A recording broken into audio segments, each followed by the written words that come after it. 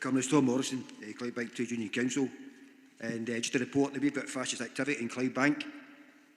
Yes, Clydebank of all places, the home of Red Clydeside, the UCS working. Pato Alternative have been hanging up banners displaying race hatred and handing out their leaflets. The Trades Council have leafleted the town, we've held stalls to have discussions with the people on the streets.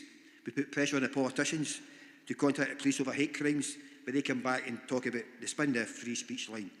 We wrote to the Clydebank Post and got a front page spread, and I hope you can maybe see it on the screen up there. This report drew a lot of comment on the paper's Facebook page, some condemning the racist dog whistles, while others were asking what was racist about what was on display and seeing condemnation as an attack on free speech. It's disappointing to see people understandably alienated from the system, but drawn the wrong conclusion and echoing well-heeled racist politicians who claim they're anti-establishment here and across the pond. Banners claim that our pensioners received the inadequate reward after a lifetime of work, which is true compared with other nations. Meanwhile, these asylum seekers get everything. In reality, people fleeing poverty, environmental disasters and war, many of which Britain had a hand in starting, get the absolute basics would hardly cover the essentials. Allowing them to work and pay taxes would be a first step towards undermining these allegations. What about the claim that free speech has been curtailed? This is something repeatedly claimed by the far right. However, if that rhetoric is restricting others from being able to go about safely in their business, then these allegations should be curtailed. I've run out of time, but just to say that part of our work, we've got an anti-cuts meeting coming up. We've got Roger Andrea speaking on the 26th of May. Also, we've got there's a by-election in Clydebank the 15th of May, where Reform are standing, and the Trades Council has produced a leaflet, and we're going to go around that constituency, putting it through doors. Thanks very much. Support the composite. Thank you. Talat Ahmed, Co-Vice Chair of the Black Workers Committee, supporting Composite B.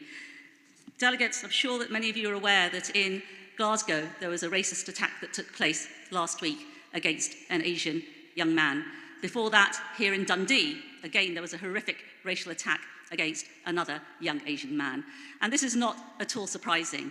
You know, when Andrea moved this composite, she referenced what we saw last summer, the scenes of pogroms, of race riots that took place in many cities in England. I am English, and I was in England last summer, and I tell you, it was not at all edifying. And for the first time in my life, I felt scared and conscious about my skin colour in a way that I have never done before in my life, and I don't want to ever feel like that again. The fact that we have this toxic narrative, of course, should come as no surprise. Other delegates have already referenced the threat of Reform UK, and they are an ever-present existential threat to us. Standing in the local elections, their toxic politics. Farage last week in his election broadcast said that if they come to power, they are going to appoint a Minister for Deportations. Minister for Deportations. That is 1930s Nazi-esque as far as I am concerned, and it sends a chill up my spine, and it should do to everybody in here.